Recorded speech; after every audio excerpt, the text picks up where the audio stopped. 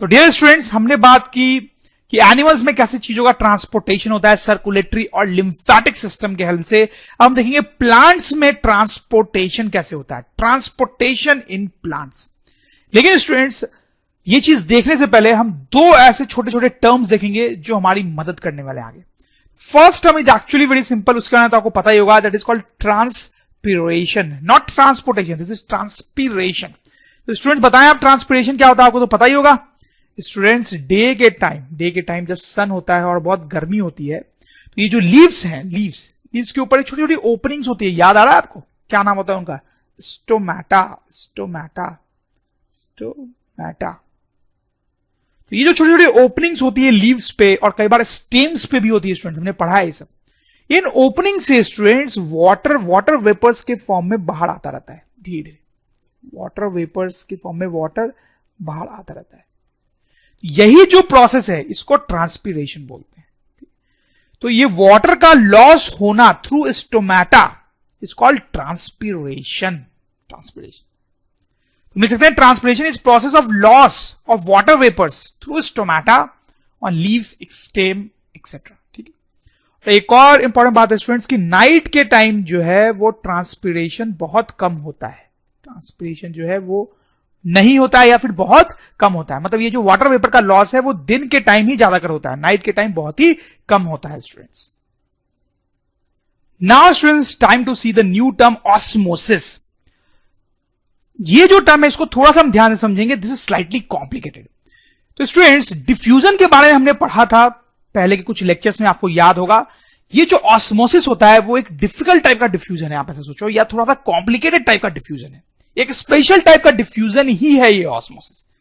थोड़ा सा रिकॉल करते हैं कि डिफ्यूजन हमने कैसे पढ़ा था। ठीक है, तो डिफ्यूजन का एक एग्जांपल हमने देखा था कि अगर इंक ड्रॉप वाटर में डाला जाए स्टूडेंट्स, ठीक है, तो वो इंक ड्रॉप जो है धीरे धीरे पूरे वाटर में स्प्रेड कर जाता है। ठीक है, पूरे वाटर में इंक फैल जाता है। ऐसा क्यों तो होता है स्टूडेंट्स? हमने देखा था कि डिफ्यूजन का मतलब होता है कि चीजें जो है वो हाई कंसेंट्रेशन से लो कंसेंट्रेशन की तरफ मूव करती हैं, हाई कंसेंट्रेशन से लो कंसेंट्रेशन की तरफ। तो ये जो पार्ट है इसमें इंक के मॉलिक्यूल्स का हाई कंसेंट्रेशन है और बाहर वाले पार्ट में इंक के मॉलिक्यूल्स का लो कंसेंट्रेशन है। ठीक, इसलिए इंक मॉलिक्यूल्स बाहर की तरफ मूव करके फैल जाते हैं। डिफ्यूजन जो होता है स्टूडेंट्स बहुत ही कॉमन फिनोमेना है, लाइफ में बहुत जगह में देखने को मिलता है। जैसे एक और प्रैक्टिकल एग्जांपल मैं आपको देता हूं, जहां अपने क्लोज पे परफ्यूम छिड़कते हैं, परफ्यूम लगाते हैं स्टूडेंट्स। ठीक है, तो आप ऐसा समझ सकते हो कि वो परफ्यूम की स्मेल हमारे क्लोज पे होती है और रूम में बाकी जगह पे परफ्यूम की स्मेल नहीं होती है। तो हम ऐसा सोच सकते हैं कि परफ्यूम हमारे क्लोज पे हाई कंसेंट्रेशन में होता है और बाहर जगह पे लो कंसेंट्रेशन में होता है, इसलिए वो परफ्यूम की स्मेल हाई कंसेंट्रेशन से लो कंसेंट्रेशन की तरफ मूव करती है और पूरे रूम में परफ्यूम की स्मेल आने लगती है। तो this is also an example of diffusion. तो डिफ्यूजन एक जनरल फिनोमेना है स्टूडेंट्स, जिसमें कोई भी सब्सटेंस हाई कंसेंट्रेशन से लो कंसेंट्रेशन की तरफ मूव करता है। अब देखो ऑस्मोसिस में क्या होता है, let me tell you. Suppose करो स्टूडेंट्स, जैसे हमारे पास यहां पे एक वेसल है, ठीक है, एक सिचुएशन लेके मैं आपको समझा रहा हूं, और उस वेसल को दो पार्ट में डिवाइड किया गया है थ्रू अ मेम्ब्रेन। एक पतली सी मेम्ब्रेन यहां बीच में लगी हुई है स्टूडेंट, जो वेसल को दो पार्ट में डिवाइड कर रही है, और इस मेम्ब्रेन को हम बोले semi permeable membrane. Semi permeable membrane, please note the word semi permeable. Permeable का मतलब होता है परमिट करना। तो सेमी परमिएबल मेम्ब्रेन, देखो क्या मतलब होता है स्टूडेंट्स। ये एक ऐसी खास मेम्ब्रेन होती है स्टूडेंट्स कि कुछ चीजें तो इससे इधर जा सकती हैं या इधर आ सकती हैं, कुछ चीजें, लेकिन कुछ चीजें ऐसी होंगी जो इससे इधर उधर नहीं जा पाएंगी। ठीक, तो कुछ ही चीजों को वो आने जाने देता है अपने क्रॉस, कुछ चीजों को आने जाने नहीं देता है, इसलिए बोलते हैं सेमी परमिएबल। तो हम लिख सकते हैं student, semi permeable membrane allows only few things to pass through it,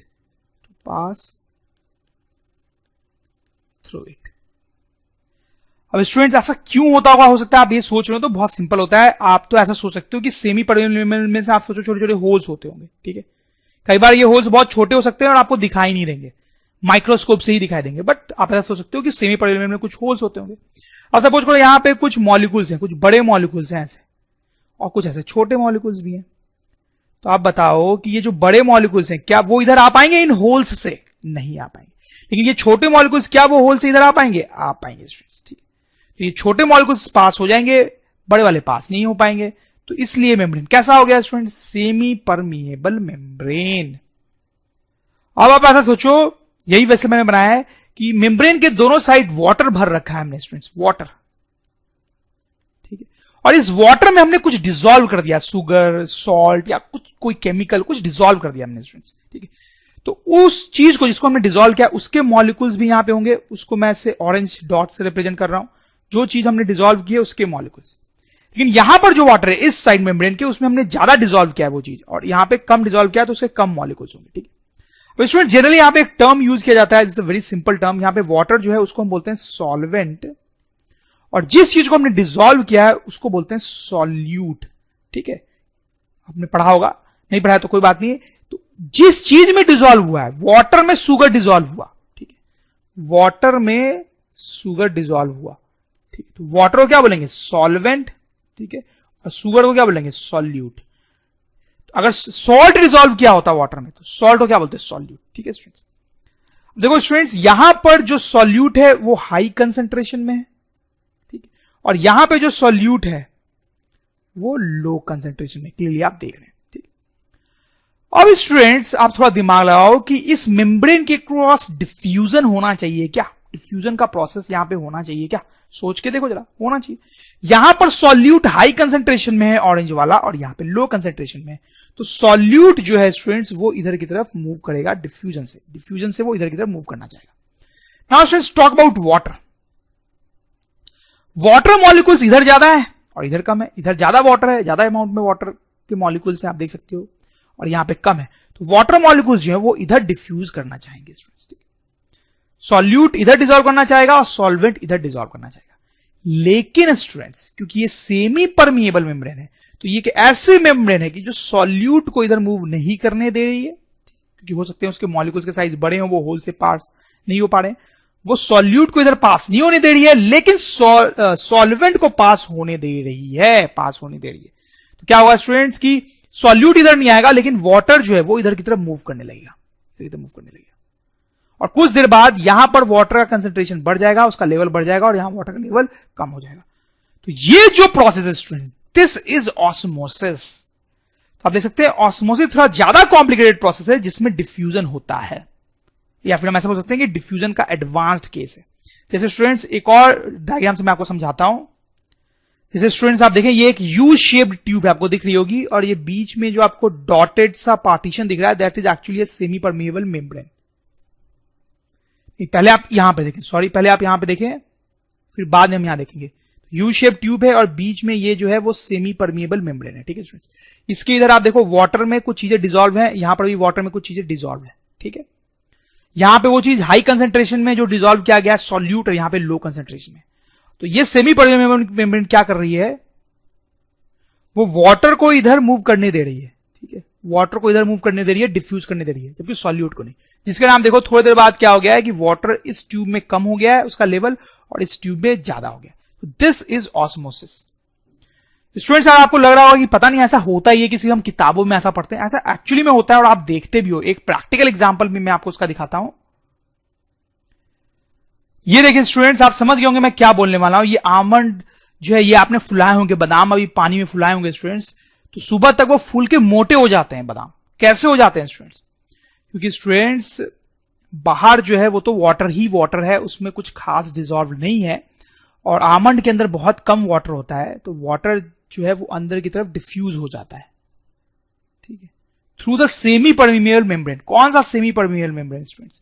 ये जो कवरिंग होती है, कवरिंग आलमंड्स की, they are acting as semi permeable membrane, उससे वाटर इंटर कर जाता है अंदर की तरफ, दैट इज ऑस्मोसिस, ठीक है। तो स्टूडेंट्स हम ऑस्मोसिस को इस तरह से डिफाइन भी कर सकते हैं चाहे तो। Osmosis is diffusion of molecules of solvent water through semi-permeable membrane from low concentration of solute to high concentration of solute.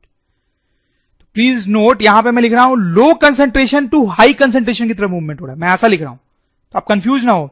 Low concentration of solute, यहां पर सोल्यूट का लो कंसेंट्रेशन था और यहां पे सोल्यूट का हाई कंसेंट्रेशन था, ठीक है। तो यहां से इधर वाटर गया, तो low concentration of solute to high concentration of solute की तरफ वाटर का डिफ्यूजन हुआ। ठीक है, वाटर का तो यहां हाई कंसेंट्रेशन था और यहां लो कंसेंट्रेशन था। ठीक है, वाटर तो हाई से लो कंसेंट्रेशन की तरफ ही जा रहा है अगर देखा जाए तो, लेकिन हम सोल्यूट के टर्म में लिखें तो कुछ इस तरह से लिखा जाएगा और जनरली ऑस्मोसिस के लिए ऐसे ही लिखते हैं। तो students now we come to the point, हम देखेंगे प्लांट्स में ट्रांसपोर्टेशन कैसे होता है।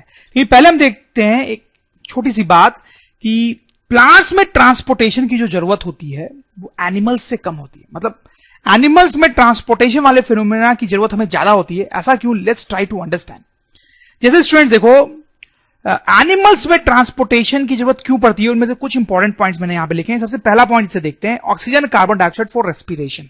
तो स्टूडेंट्स आप देखें, हमारे बॉडी में रेस्पिरेशन होता है, उसमें ऑक्सीजन और कार्बन डाइऑक्साइड का एक्सचेंज होता है। ठीक है, तो ऑक्सीजन जो है वो हम अपने नोज से ही लेते हैं, सिर्फ वो लंग्स तक जाता है। ठीक है, लेकिन फिर उसको बॉडी के डिफरेंट पार्ट तक पहुंचाना होता है। क्यों पहुंचाना होता है? जैसे मान लो हमारे हैंड में यहां पे कोई सेल है, उसको एनर्जी की जरूरत है, तो क्या होता है यहां पे, हमने पढ़ा था यहां पे एरोबिक रेस्पिरेशन की केमिकल रिएक्शन होती है और उस केमिकल रिएक्शन के लिए ऑक्सीजन चाहिए होता है। ठीक, ये एरोबिक रेस्पिरेशन यहां पे होता है, उससे एक्चुअली एनर्जी प्रोड्यूस होती है, एनर्जी बनती है। ठीक है, तो उस एरोबिक रेस्पिरेशन के लिए ऑक्सीजन की जरूरत होती है। तो यहां पर ये जो ऑक्सीजन है उसको इस सेल तक पहुंचाना होता है, तो इसलिए ट्रांसपोर्टेशन की जरूरत पड़ती है। और यहां पे वो ट्रांसपोर्टेशन का काम करता कौन है स्टूडेंट्स? ब्लड या सर्कुलेटरी सिस्टम। उसी तरह से स्टूडेंट्स ये जो ऑक्सीजन है वो हमें लेग तक पहुंचाना पड़ता है, टो तक पहुंचाना पड़ता है। और फिर यहां से जो कार्बन डाइऑक्साइड बनता है जब वेस्ट प्रोडक्ट, वो ब्लड के थ्रू लंग्स तक आता है और फिर बाहर निकलता है। तो यहां पर क्यों ट्रांसपोर्टेशन सिस्टम की जरूरत है आपको समझ में आ रहा है? क्योंकि ऑक्सीजन हम सिर्फ नोज से ले रहे हैं, लेकिन ऑक्सीजन को बॉडी के सारे पार्ट तक पहुंचाना है, तो पहुंचाने के लिए एक ट्रांसपोर्टेशन सिस्टम की जरूरत है जो सर्कुलेटरी सिस्टम है। अब स्टूडेंट्स अगर हम प्लांट्स की बात करें तो प्लांट्स के सेल्स में भी एरोबिक रेस्पिरेशन होता है, उससे एनर्जी प्रोड्यूस होती है और एरोबिक रेस्पिरेशन के लिए प्लांट्स के सेल्स को भी ऑक्सीजन चाहिए होती है। प्लांट्स के सेल्स को भी ऑक्सीजन चाहिए होती है, लेकिन प्लांट ऑक्सीजन कैसे लेता है स्टूडेंट्स? डिफ्यूजन से, और कार्बन डाइऑक्साइड भी छोड़ता है डिफ्यूजन से। ये हमने रेस्पिरेशन में पढ़ा है। ठीक है, आप रिकॉल कर सकते हैं उस लेक्चर को देख के। लेकिन स्टूडेंट्स पॉइंट ये होता है कि प्लांट्स में जो गैसेस का एक्सचेंज है सिर्फ लीव्स में ही नहीं होता है, वो स्टेम्स में भी होता है। हमने पढ़ा था through diffusion, through stomata and lenticels. Stomata and lenticels, even roots में भी डिफ्यूजन से ऑक्सीजन अंदर आता है और कार्बन डाइऑक्साइड बाहर जाता है। तो स्टूडेंट्स यहां तो पूरी बॉडी जो है वो गैसेस को एक्सचेंज करने में लगी है, इसलिए ट्रांसपोर्टेशन की जरूरत नहीं पड़ती यहां पे। ठीक, मतलब अगर रूट को ऑक्सीजन चाहिए तो कोई दिक्कत ही नहीं है, रूट खुद ही ऑक्सीजन एब्जॉर्ब कर रहा है। लीफ को ऑक्सीजन चाहिए तो कोई प्रॉब्लम नहीं है, क्योंकि लीफ खुद ही ऑक्सीजन एब्जॉर्ब कर रहा है। ठीक, लेकिन ह्यूमन बॉडी में अगर लेग को ऑक्सीजन चाहिए तो वो नोज से लेग तक ले जाना पड़ेगा, तो उसके लिए ट्रांसपोर्टेशन सिस्टम चाहिए। तो आप देख सकते हो प्लांट्स में इसलिए गैसेस के एक्सचेंज के लिए ट्रांसपोर्टेशन सिस्टम नहीं चाहिए। Plants do not need transportation system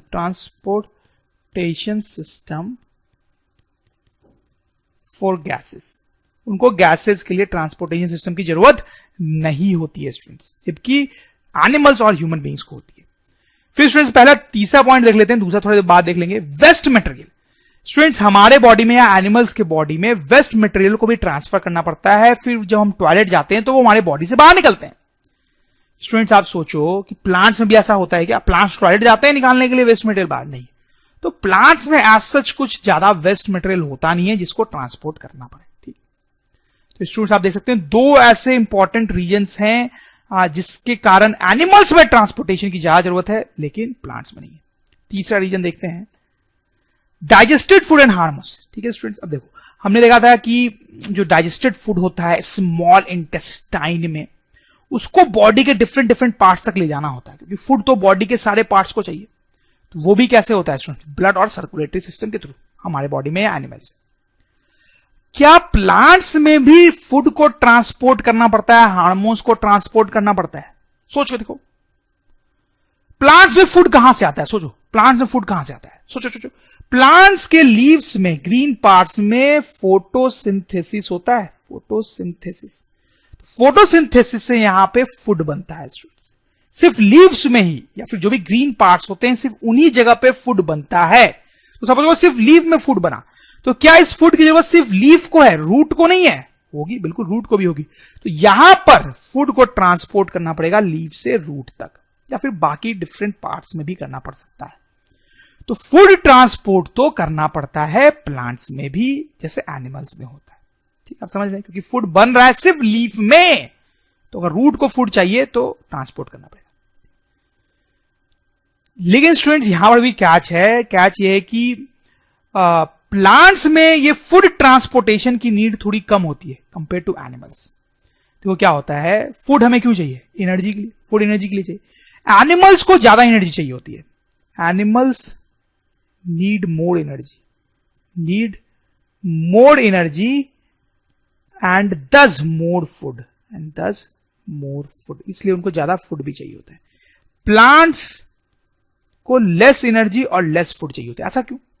अरे देखो, हमारी बहुत सारी एनर्जी स्टूडेंट्स मूवमेंट में चली जाती है। हम बहुत ज्यादा मूवमेंट करते हैं, हाथ मूव करते हैं, पैर मूव करते हैं, चलते हैं, दौड़ते हैं, साइकिलिंग करते हैं, इस सब में हमारी बहुत एनर्जी जाती है। लेकिन प्लांट्स मूव करते हैं क्या, वो साइकिलिंग करते हैं, चलते हैं? नहीं। तो आप समझ सकते हैं कि उनको एनर्जी की रिक्वायरमेंट कम होती होगी। इनको एनर्जी चाहिए होती है बाकी अपने लाइफ को एग्जिस्ट कराने के लिए, कुछ जो प्रोसेसेस होते हैं इनके, जो इनके बॉडी के अंदर चलते हैं, उनके लिए सिर्फ एनर्जी चाहिए होती है। लेकिन एनिमल्स को तो बॉडी के अंदर वाले प्रोसेसेस के लिए तो एनर्जी चाहिए होती है, साथ साथ मूवमेंट के लिए भी एनर्जी चाहिए होती है। तो प्लांट्स में मूवमेंट ना होने के कारण उनकी एनर्जी की रिक्वायरमेंट कम होती है। एनर्जी की रिक्वायरमेंट कम है मतलब फूड को भी कम ट्रांसपोर्ट करना पड़ेगा। ठीक है, तो प्लांट्स में लेस एनर्जी की रिक्वायरमेंट होती है क्योंकि कोई मूवमेंट नहीं होता है प्लांट्स में। एज सच मूवमेंट तो होता ही है प्लांट्स में थोड़ा थोड़ा, लेकिन बहुत ज्यादा नहीं होता है। ठीक है, इसलिए फूड ट्रांसपोर्टेशन भी कम होता है कंपेयर टू एनिमल्स। तो लिख सकते हैं लेस फूड ट्रांसपोर्ट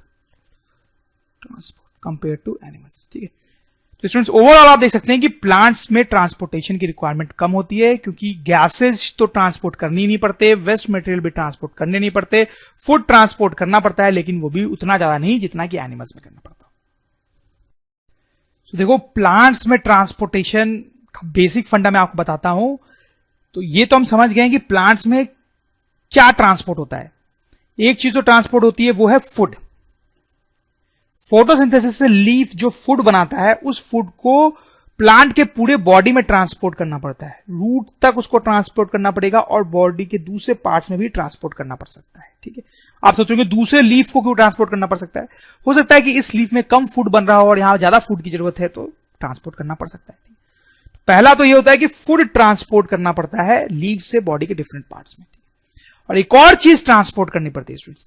देखो, यहां पर फोटोसिंथेसिस होता है तभी तो फूड बनता है, लेकिन फोटोसिंथेसिस के लिए हमें वाटर की जरूरत पड़ती है। और वाटर कहां से आता है स्टूडेंट्स? सोचे, वाटर तो रूट एब्जॉर्ब करता है, तो रूट वाटर को एब्जॉर्ब करता है H2O और उसको लीफ तक पहुंचाना होता है, सारे लीव्स तक पहुंचाना होता है। तो आप देखिए, दो चीजों का मेन ट्रांसपोर्टेशन होता है। एक फोटोसिंथेसिस में जो फूड बनता है, कार्बोहाइड्रेट, शुगर, ये सब बनते हैं, उनको लीव से बॉडी के डिफरेंट पार्ट्स में। फिर जो वाटर एब्जॉर्ब करता है रूट, और उस वाटर में न्यूट्रिएंट्स भी होते हैं, न्यूट्रिएंट्स और मिनरल्स भी होते हैं जो प्लांट के ग्रोथ के लिए जरूरी होते हैं।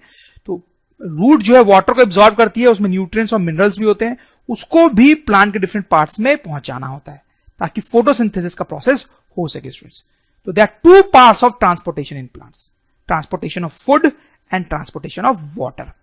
अब ये ट्रांसपोर्टेशन होता कैसे है स्टूडेंट्स, वो हम एग्जैक्टली देखने वाले हैं। तो प्लांट्स के अंदर एक स्ट्रक्चर होता है जिसको बोलते हैं वास्कुलर बंडल। वास्कुलर बंडल, ये वास्कुलर बंडल क्या होता है स्टूडेंट्स? पहले आप इस डायग्राम को देखें। ये एक प्लांट का स्टेम है, फिर ये ब्रांच हो रहा है, फिर यहां पे लीव्स जाएंगी। तो स्टूडेंट्स, ये आपको ग्रीन और रेड में ऐसे जो लाइनिंग्स बनाई गई है ना, वो एक्चुअली वास्कुलर बंडल है। ये ट्यूब लाइक स्ट्रक्चर होता है, ट्यूब लाइक स्ट्रक्चर जो पूरे प्लांट के बॉडी में रन करता है, उसके स्टेम में, ब्रांचेस में, लीव्स में, रूट्स में, ट्यूब लाइक स्ट्रक्चर है।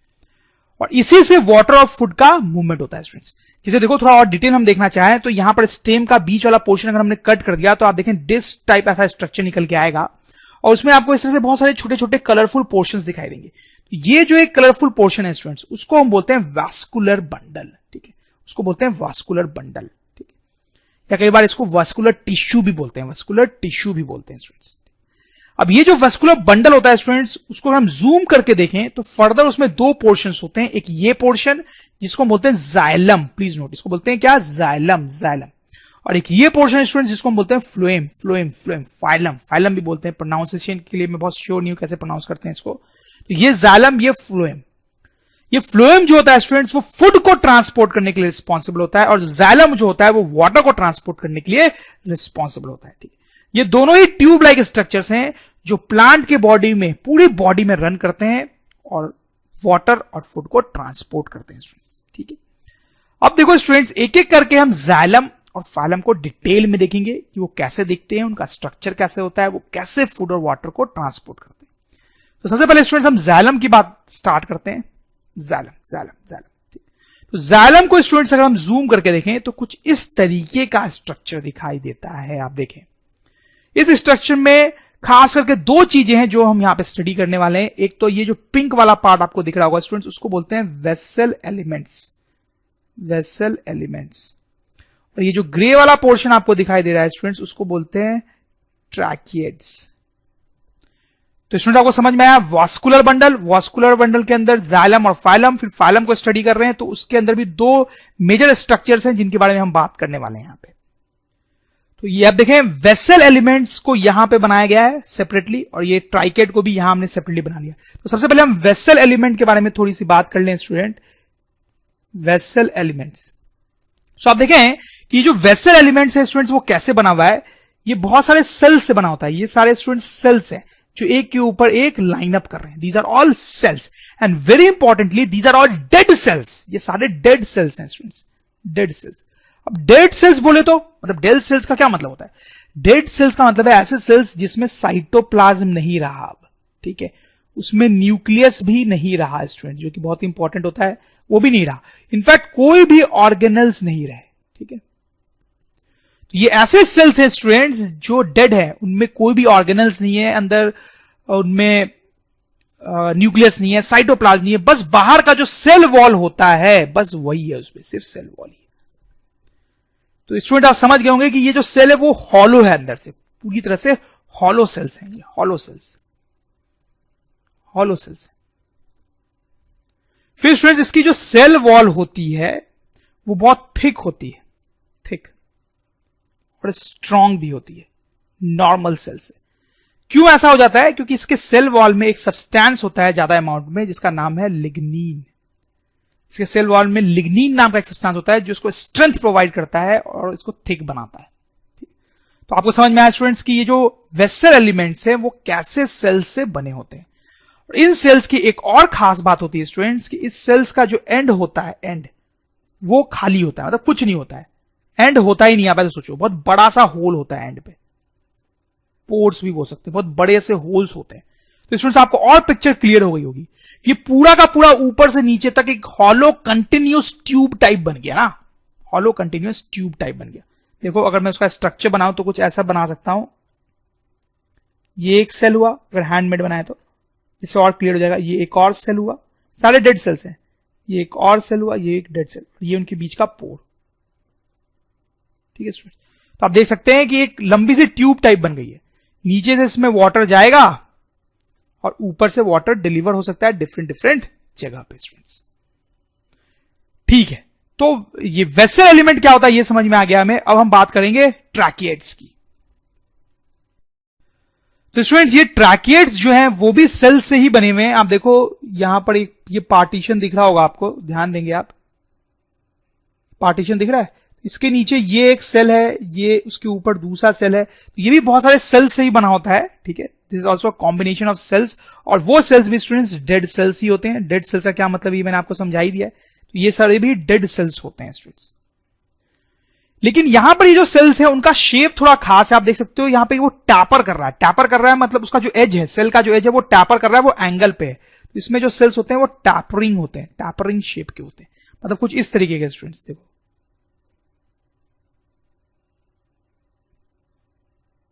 ये एक सेल है, आप देखो उसका टैपरिंग एंड है यहां पर, जैसे था ये ऊपर वाला सेल बनाया मैंने। फिर नीचे वाला अगर मैं बनाऊं तो कुछ इसे से टैपर्ड होते हैं।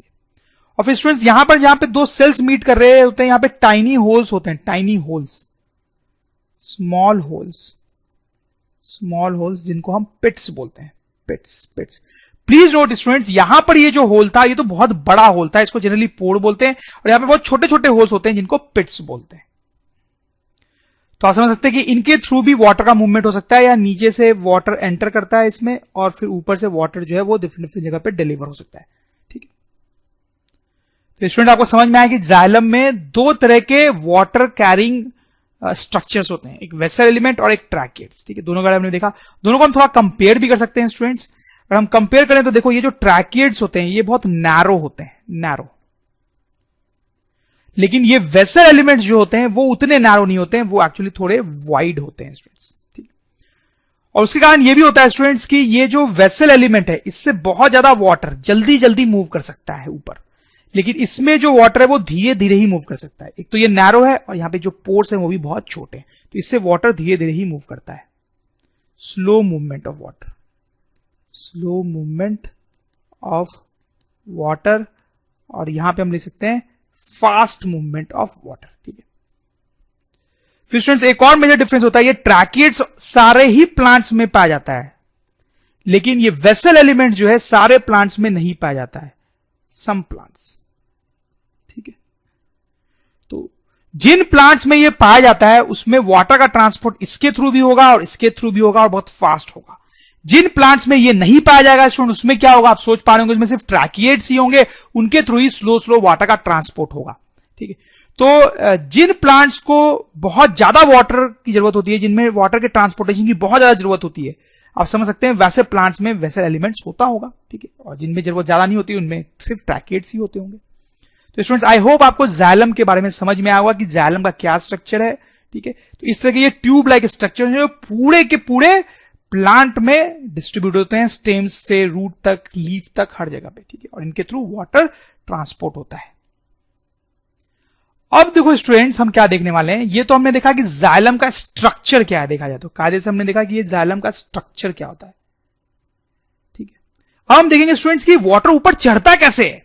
जनरली जो चीजें हैं वो तो नीचे गिरती हैं, लेकिन इस जाइलम के हेल्प से वाटर जो है वो रूट से ऊपर चढ़ने लगता है, ऊपर चढ़ने लगता है। ठीक है, तो वो ऊपर कैसे चढ़ने लगता है जाइलम में, ये हम देखने वाले हैं स्टूडेंट्स। देखिए कई सारी चीजें रिस्पॉन्सिबल हैं वाटर को जाइलम में ऊपर ले जाने के लिए। जो सबसे पहली चीज रिस्पॉन्सिबल है स्टूडेंट्स उसका नाम है ट्रांसपीरेशन। ट्रांसपीरेशन हमने देखा था थोड़ी देर पहले कि ट्रांसपीरेशन क्या होता है। तो देखो स्टूडेंट्स क्या होता है, मैं एक एग्जांपल देता हूं आपको। पहले ये एक स्ट्रॉ है स्टूडेंट्स, स्ट्रॉ से आपने जूसेस, कोल्ड ड्रिंक्स वगैरह तो खूब पिए होंगे। स्टूडेंट जब हम यहां से सक करते हैं तो क्या होता है, ये जो लिक्विड है वो स्ट्रॉ के अंदर एंटर करती है और ऊपर चढ़ती है, ऊपर चढ़ते फाइनली हमारे माउथ में चली जाती है स्टूडेंट्स। ठीक है, तो अब देखो स्टूडेंट्स यहां पर भी जो लिक्विड है वो ऊपर ही तो चढ़ रही है और जाइलम में भी लिक्विड ऊपर चढ़ती है। तो जो फंडा या जो कॉन्सेप्ट यहां पे लग रहा होता है वही कॉन्सेप्ट जाइलम में भी एक्चुअली यूज हो रहा होता है। स्टूडेंट देखो क्या होता है, जब हम यहां से सक करते हैं तो ट्यूब में जो भी एयर है उसको हम निकाल लेते हैं। ट्यूब से हमने एयर निकाल ली तो वहां कुछ नहीं बचा, सॉर्ट ऑफ वहां पे वैक्यूम क्रिएट हो जाता है। ठीक है, वैक्यूम क्रिएट हो जाता है। तो उस वैक्यूम को फिल करने के लिए स्टूडेंट्स लिक्विड उसके अंदर घुसती है और ऊपर चढ़ने लगती है। सही, अब ऐसा ही कुछ प्लांट्स में भी होता है, जैसे कि हमने एक प्लांट कंसिडर कर लिया स्टूडेंट्स। ठीक है, तो अब जैसे यहां पे स्ट्रॉ था ना, यहां पे वैसे जाइलम की ट्यूब होगी। ठीक है, पूरे प्लांट के बॉडी में इस तरह से जाइलम की ट्यूब होगी, लीव से लेके स्टेम में, स्टेम से लेके रूट तक। ठीक है, रूट तो खैर बना हुआ नहीं है इसका, तो बना दिया मैंने। ठीक है, तो वैसे स्ट्रॉ की तरह यहां पे जाइलम की ट्यूब को आप इमेजिन कर सकते हो।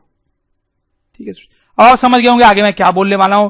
यहां से ट्रांसपीरेशन के कारण वाटर जो है, वाटर वेपर वो निकलेगा।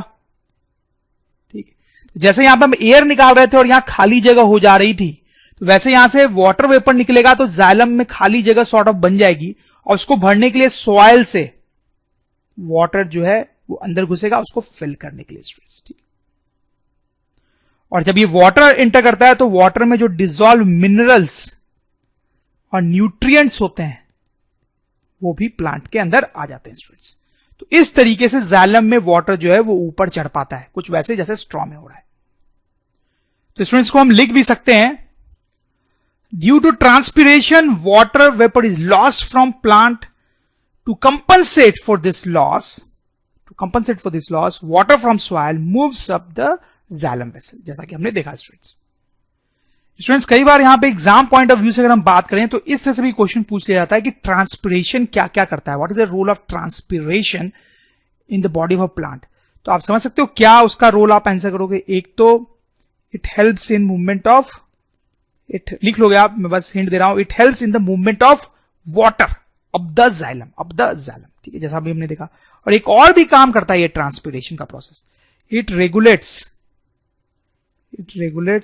टेम्परेचर ऑफ प्लांट, प्लांट के टेम्परेचर को भी रेगुलेट करने में ट्रांसपिरेशन का इंपॉर्टेंट रोल होता है। वो कैसे होता है वो देखना भी हमारा एम नहीं है, बट हाँ ये पहला जो काम है वो आप समझ गए होंगे। स्टूडेंट्स आगे बढ़ने से पहले एक और चीज हम बात कर सकते हैं, हालांकि आप समझ ही रहे होंगे शायद, कि ये जो ट्रांसपिरेशन का प्रोसेस है ये तो मोस्टली डे टाइम में होता है, नाइट को बहुत कम होता है। तो नाइट को जब ये ट्रांसपिरेशन बहुत कम होगा या नहीं होगा तो वाटर का ये जो मूवमेंट है इस तरीके से वो भी बहुत कम हो जाएगा स्टूडेंट्स। तो ये जो ट्रांसपिरेशन हम बोल रहे हैं कि it is responsible for pulling the water up in the xylem, this is applicable only during day time या mostly during day time. As transpiration occurs mostly during day, it causes water movement mainly during day. अब students दूसरा जो important phenomena है जो water को xylem में ऊपर ले जाने के लिए रिस्पॉन्सिबल है उसका नाम है root pressure. And very interestingly students ये जो फिनोमेना होता है वो सिर्फ नाइट में ही काम करता है। जैसे मैंने बताया ट्रांसपिरेशन डे में काम करता है, वैसे रूट प्रेशर नाइट को काम करता है। और इनफैक्ट ये नाइट को इसलिए काम करता है क्योंकि नाइट को ट्रांसपिरेशन नहीं होता है या फिर बहुत कम होता है, ठीक है, कम या नहीं होता है, मतलब जब ट्रांसपिरेशन नहीं हो रहा होता है प्लांट्स में तब ये फिनोमेना एक्टिवेट हो जाता है। देखो स्टूडेंट्स क्या होता है नाइट के टाइम, ठीक है, ये जो रूट है, मान लो रूट के टिप्स की हम बात करते हैं तो इन्होंने कुछ वाटर एब्जॉर्ब किया होगा, ठीक है, और उस वाटर में डिसॉल्व्ड मिनरल्स भी होंगे, डिसॉल्व्ड मिनरल्स, ठीक है। अब देखो स्टूडेंट्स क्योंकि ट्रांसपिरेशन बहुत ही कम हो रहा है नाइट के टाइम तो अब ये वाटर और डिसॉल्व मिनरल्स ऊपर की तरफ मूव नहीं कर पा रहे होंगे, ठीक है। अब देखो बाहर जो सॉइल है उसमें भी वाटर होगा और उसमें भी डिसॉल्व मिनरल्स होंगे। अब यहां पर स्टूडेंट्स आप ध्यान दें तो क्या हो रहा है कि वाटर जो है वो एक्चुअली सॉल्वेंट है और उसमें जो मिनरल्स डिसॉल्व है दे आर एक्चुअली सॉल्यूट, ठीक है। ऑस्मोसिस याद आ रहा हो आपको, वाटर जो है वो सॉल्वेंट है और मिनरल्स जो है वो सॉल्यूट है स्टूडेंट्स, ठीक है। अब देखो स्टूडेंट्स क्या है यहां पे कि रूट के अंदर जो वाटर है, रूट के अंदर जो वाटर है उसमें ज्यादा डिसॉल्व मिनरल्स होते हैं, मोर, और बाहर सॉइल में जो वाटर है उसमें कम मिनरल्स होते हैं, लेस। ऐसा क्यों होता है वो जानने में कुछ ज्यादा इंटरेस्ट नहीं है, फिर भी आप थोड़ा सा सोच सकते हैं कुछ इस तरीके से कि रूट में तो पहले से कुछ मिनरल्स प्रेजेंट होंगे, पहले से कुछ मिनरल्स प्रेजेंट होंगे, जब वाटर एंटर करेगा तो वो साथ में और मिनरल्स लाएगा तो ओवरऑल ज्यादा मिनरल्स हो गए ना, ठीक है। तो स्टूडेंट्स यहां पर सॉल्यूट का कंसंट्रेशन हाई है, सॉल्यूट जो है वो हाई कंसंट्रेशन में, और बाहर सॉइल में जो सॉल्यूट है वो लो कंसंट्रेशन में, ठीक है।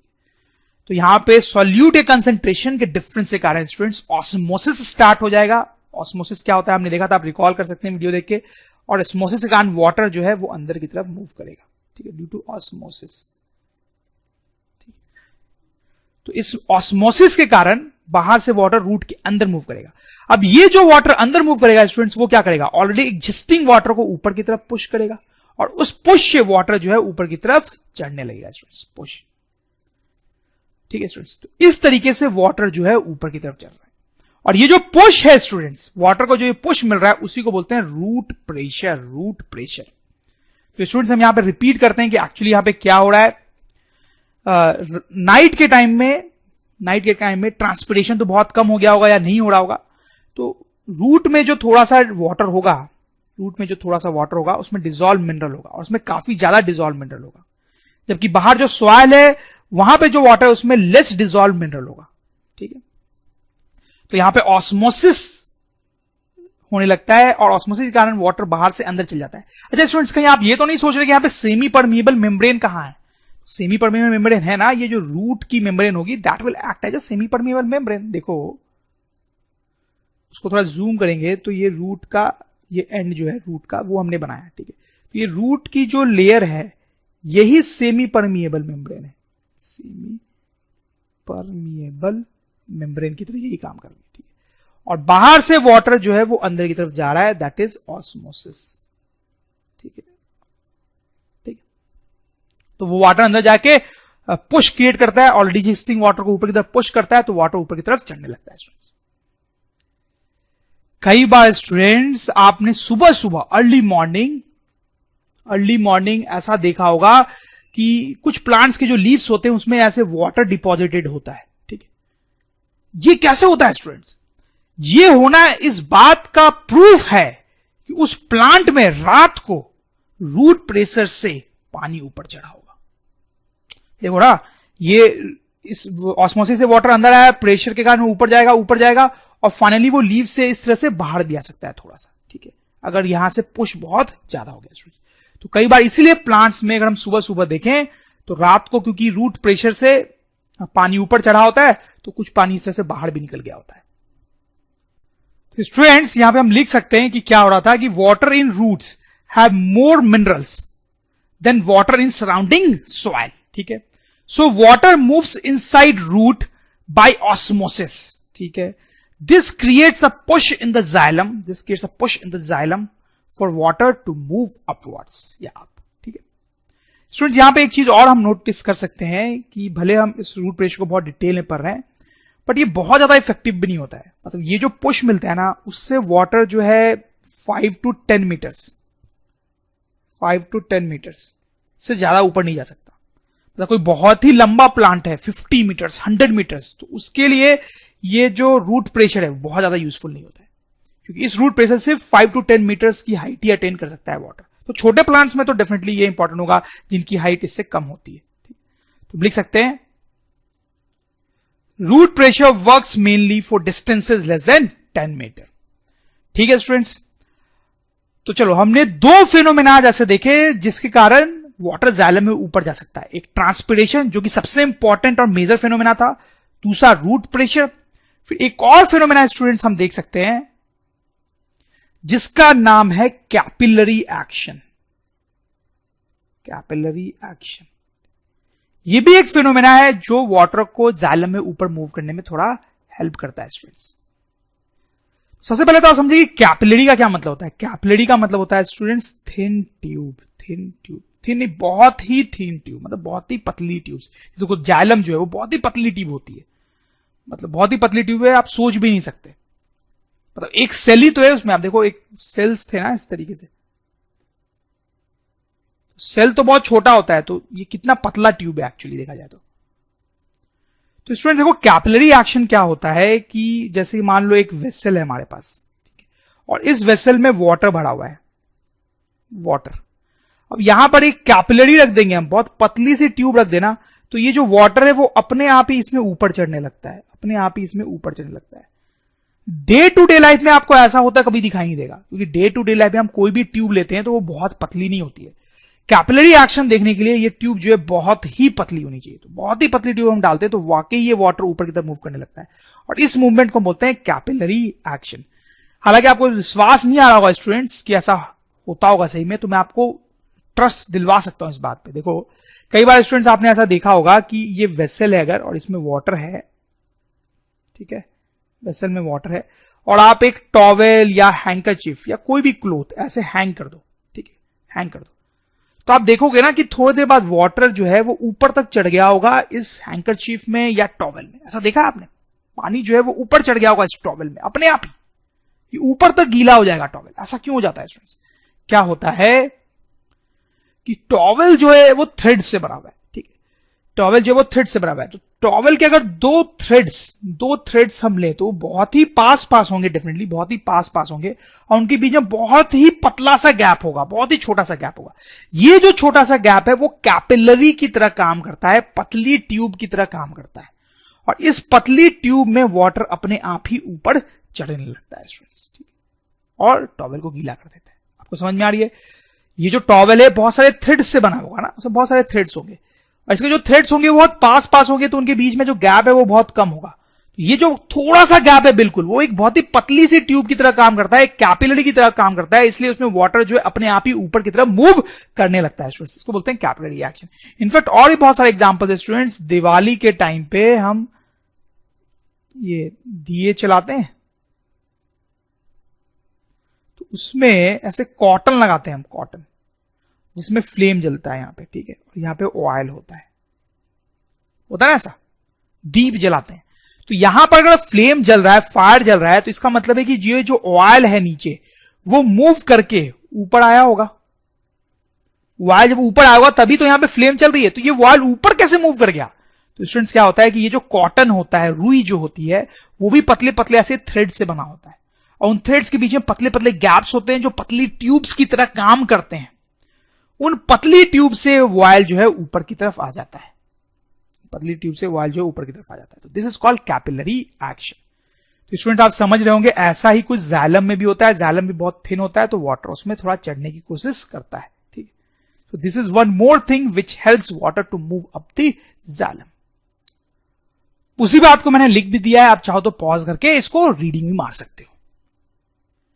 ओके स्टूडेंट्स, तो हमने जाइलम की बात कर ली। तो हमने देखा था कि वास्कुलर बंडल होता है, उसमें जाइलम होता है जो वाटर ट्रांसपोर्ट करता है, उसकी कहानी खत्म हो चुकी है। अब फाइलम की बारी है स्टूडेंट्स, जो कि फूड ट्रांसपोर्ट करता है। तो स्टूडेंट सबसे पहले हम देखेंगे कि फाइलम का स्ट्रक्चर कैसा होता है, ठीक है।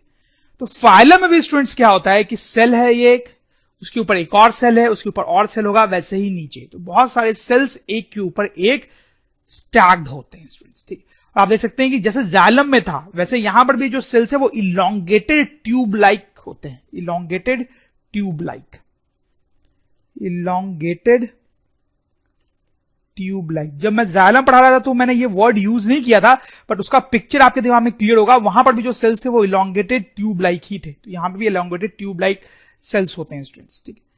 और ये जो सेल्स हैं students, very importantly they are living cells. जबकि जाइलम में क्या था स्टूडेंट्स, डेड सेल्स थे, लेकिन ये लिविंग सेल्स होते हैं स्टूडेंट्स। और आप देखेंगे जो मैंने डॉट डॉट बनाया, दैट एक्चुअली रिप्रेजेंट साइटोप्लाज्म, वो साइटोप्लाज्म को रिप्रेजेंट कर रहा है।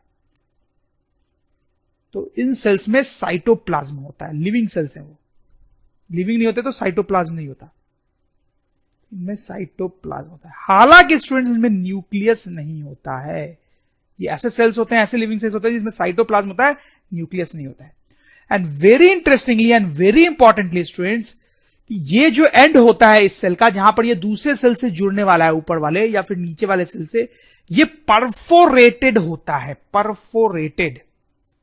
ये आप देखें, ये जो स्ट्रक्चर आपको दिख रहा है, ये जो कंटेनर है उसमें ये बेस कैसे परफोरेटेड है उसका, वैसा यहां पर परफोरेटेड होता है। और इस स्ट्रक्चर को यहां पे बोलते हैं हम सीव प्लेट, सीव प्लेट बोलते हैं स्टूडेंट्स, ठीक है। सीव का मतलब होता है, सीव प्लेट, सीव का मतलब होता है ऐसे परफोरेटेड स्ट्रक्चर।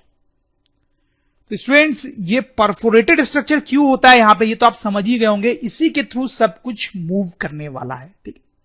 ओके स्टूडेंट्स, फिर यहां पे ये जो सेल वॉल होती है, सेल वॉल, ठीक है, सेल वॉल जो होती है, इंटरेस्टिंगली सेल वॉल में लिग्नीन नहीं होता है, ठीक है। हमने देखा था जाइलम का जो सेल वॉल होता है उसमें लिग्नीन होता था, जो उसको बहुत थिक और टफ बनाता था।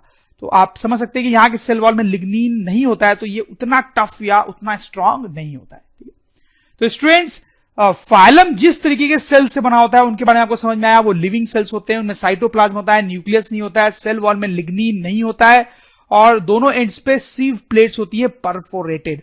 और इन सेल्स का नाम क्या होता है स्टूडेंट्स, वेरी इंटरेस्टिंगली इन सेल्स को हम सीव सेल्स बोलते हैं, सीव ट्यूब सेल्स बोलते हैं, sieve tube cells. Sieve tube cells क्यों बोल रहे हैं इन सेल्स को, सीव इसलिए क्योंकि ये परफोरेटेड है एक एंड पे, और ट्यूब इसलिए क्योंकि इनका ट्यूब लाइक स्ट्रक्चर होता है।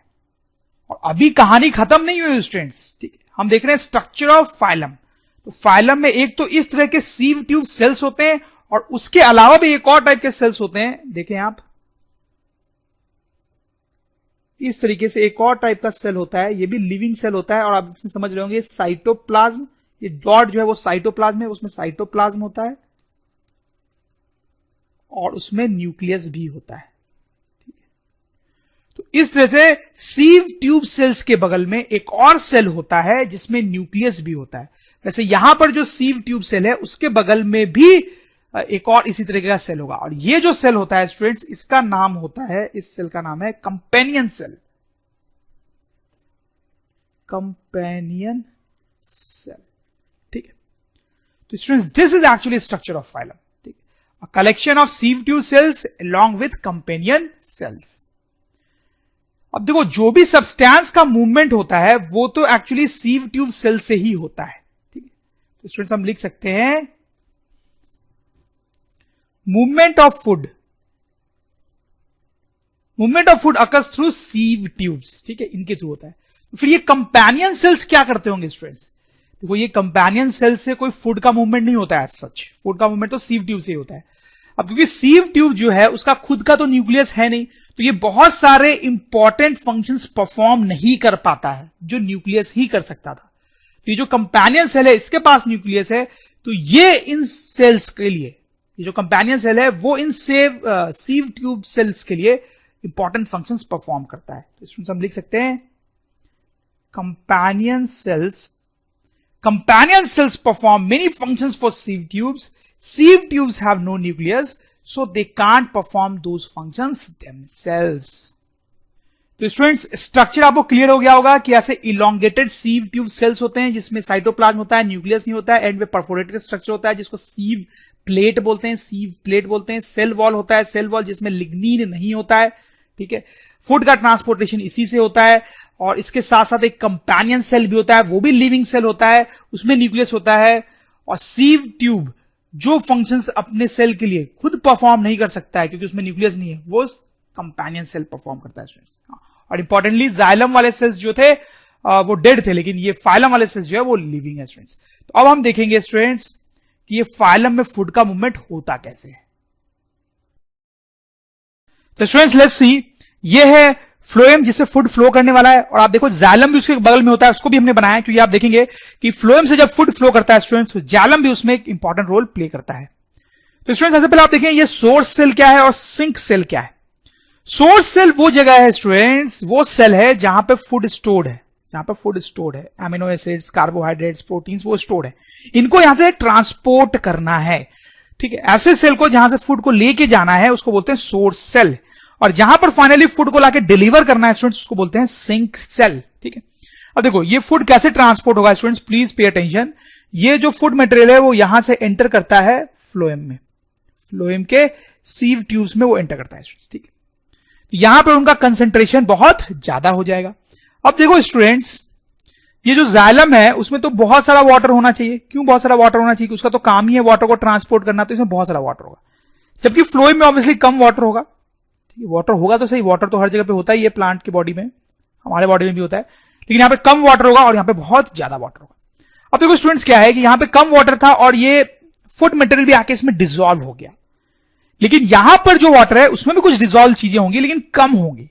मतलब यहां पे सॉल्यूट का लो कंसेंट्रेशन है स्टूडेंट्स, यहां पर सॉल्यूट का लो कंसेंट्रेशन, और यहां पर सॉल्यूट का हाई कंसेंट्रेशन है, ठीक है। तो अब स्टूडेंट्स क्या होगा, आप सोच पा रहे हैं? सॉल्यूट का लो कंसेंट्रेशन है, यहां सॉल्यूट का हाई कंसेंट्रेशन है, तो स्टूडेंट्स यहां पे ऑस्मोसिस होगा, आप समझ गए होंगे, और ऑस्मोसिस से वाटर का फ्लो इधर की तरफ होने लगेगा, ऑस्मोसिस, ठीक है। समझ में आई बात? तो अभी तक क्या हुआ, यहां से फूड मटेरियल आके फ्लोएम में एंटर हुआ, जिसके कारण यहां पे सॉल्यूट का कंसेंट्रेशन हाई हो गया, तो ऑस्मोसिस से जाइलम से वाटर फ्लो के फ्लोएम में आया, ठीक है। तब यहां पे वाटर का अमाउंट भी बहुत ज्यादा हो गया स्टूडेंट्स। तो आप सोचिए यहां पे बहुत ज्यादा वाटर आ गया है, जबकि बाकी जगह पे ऑब्वियसली कम वाटर होगा जितना पहले था, लेकिन यहां पे पहले से बहुत ज्यादा वाटर हो गया। तो स्टूडेंट्स यहां पे बहुत हाई प्रेशर डेवलप हो जाता है, हाई प्रेशर, बहुत ज्यादा वाटर आने से यहां पे हाई प्रेशर जाता है, लेकिन बाकी जगहों पे यहां पर लो प्रेशर ही होगा जैसा कि पहले था, ठीक। तो इसमें आप समझ सकते हैं चीजें हाई प्रेशर से लो प्रेशर की तरफ फ्लो करती हैं। तो ये जो वाटर है वो इस डिसॉल्व फूड सब्सटेंस को लेके आगे की तरफ आएगा, ठीक है, आगे की तरफ आएगा, और आप समझ रहे अब आगे क्या होगा, वो उस फूड मटेरियल को इस सिंक में ट्रांसफर कर देगा, ठीक है। फूड मटेरियल को सिंक में ट्रांसफर कर देगा, और जो ये वाटर यहां आया वो वापस से वहीं चला जाएगा जहां से आया था, मतलब जाइलम में चला जाएगा, ठीक है, वापस से जाइलम में चला जाएगा। तो इस तरीके से आप देखें कि जो फूड है वो सोर्स सेल से सिंक सेल तक आ गया है। और स्टूडेंट्स यहां पे तो हमने दिखाया कि ये जो फूड का फ्लो हुआ है वो नीचे की तरफ हुआ है। अगर फूड की रिक्वायरमेंट प्लांट में ऊपर कहीं होती तो वो फूड ऊपर भी जा सकता था। तो स्टूडेंट्स ये जो प्रोसेस को ब्रीफली लिख लेना चाहिए हमें। तो देखिए हमने क्या लिखा स्टूडेंट, जो हमने बात की वही लिखा है, बट फिर पढ़ लेते हैं एक बात ताकि एकदम याद सा हो जाए। Food from source cell moves to phloem, ठीक है। This increases solute concentration in water inside phloem. This increases solute concentration inside water in phloem. So, due to osmosis, water flows from xylem to phloem. So, due to osmosis, water flows from xylem to phloem. This creates high pressure in this region of phloem. तो उसके कारण यहां पे high pressure develop हो जाता है phloem के इस region में. Now, water with food moves in region of low pressure. अब ये जो वाटर है विद फूड वो लो प्रेशर के रीजन में मूव करता है। Food moves to sink cells and water to xylem, और फूड जो है फाइनली सिंक सेल में चला जाता है और वाटर जो है वापस से जाइलम में चला जाता है। स्टूडेंट्स आप देख सकते हैं एक टर्म और यहां पे मैंने यूज किया सैप। तो ये जो वाटर और फूड यहां पे मूव करता है फ्लोएम के थ्रू, उसको सैप बोलते हैं स्टूडेंट्स। और स्टूडेंट्स ये जो पूरा प्रोसेस यहां पे चल रहा है फ्लोएम के अंदर, उसका एक नाम रखा गया है, that is called translocation. Translocation, ठीक है। तो ट्रांसलोकेशन इज व्हाट? तो translocation is process of transferring food material from one part of plant to other via phloem. और स्टूडेंट्स एक चीज और आप यहां पे नोटिस कर सकते हैं कि देखो कोई भी जब काम होता है कहीं पर भी, चाहे हमारे बॉडी में हो, प्लांट के बॉडी में हो या एनिमल के बॉडी में, जब भी कोई काम होता है तो उसके लिए एनर्जी की रिक्वायरमेंट होती है। तो यहां पर भी ये जो काम हो रहा है स्टूडेंट्स फूड ट्रांसपोर्ट की, इसमें एनर्जी कंज्यूम होती है। तो हमने एटीपी के बारे में पढ़ा था ना स्टूडेंट्स, एडेनोसिन ट्राइफॉस्फेट। तो प्लांट में जो एटीपी स्टोर होता है एडेनोसिन ट्राइफॉस्फेट, वो थोड़ा सा कंज्यूम हो जाता है फूड को एक जगह से दूसरी जगह ट्रांसपोर्ट करने के लिए। समझ में आपको बात? कोई भी काम करने के लिए कुछ एनर्जी की जरूरत होती है। तो यहां पर ये फ्लोएम में जो ट्रांसपोर्टेशन हो रहा है फूड का, उसके लिए एनर्जी कहां से आती है स्टूडेंट्स? प्लांट में स्टोर्ड जो एडेनोसिन ट्राइफॉस्फेट होते हैं वो एनर्जी प्रोवाइड करते हैं। तो adenosine triphosphate provide energy for translocation, ठीक है स्टूडेंट्स।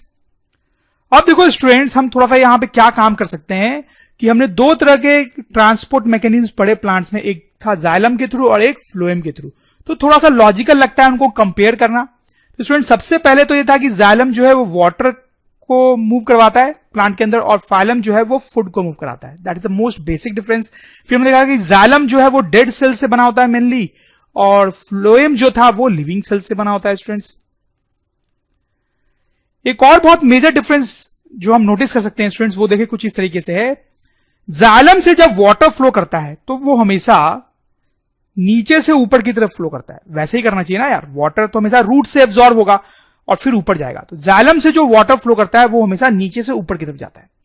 लेकिन फ्लोएम से जो फूड का ट्रांसपोर्टेशन होता है वो किसी भी डायरेक्शन में हो सकता है स्टूडेंट्स। आप ठीक है, इट्स वेरी सिंपल कि मान लो ये जो लीफ है इसने फोटोसिंथेसिस से फूड बनाया, तो वो फूड रूट को भी भेजेगी वो, ठीक है।